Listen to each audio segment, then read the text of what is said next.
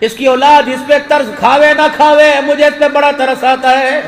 جب یوں کر کے باپ اللہ کے دربار میں ہاتھ اٹھاتا ہے، اللہ فرماتے ہیں فرشتوں اس کے ہاتھوں،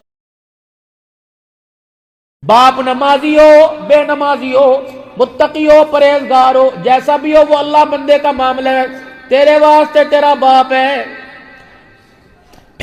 دعا کروانی ہو اس سے دعا کرواوے کر۔ یہ یوں کر کے دعا کرتا ہے، ہاتھ اٹھاتا ہے، اللہ فرماتا ہے فرشتوں اس کے ہاتھوں کو نیچے جھٹک دو، جو ہونٹ کھول کے مانگے گا اسے پہلے ہی مانگنے سے دے دو۔ یا اللہ کیوں؟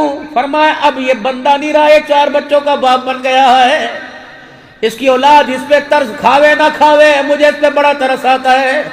جب یوں کر کے باپ اللہ کے دربار میں ہاتھ اٹھاتا ہے، اللہ فرماتے ہیں فرشتوں اس کے ہاتھوں کو نیچے کر دو۔ اس کے خالی ہاتھوں کو دیکھ کے میں اللہ کو حیا آنے لگ جاتا ہے۔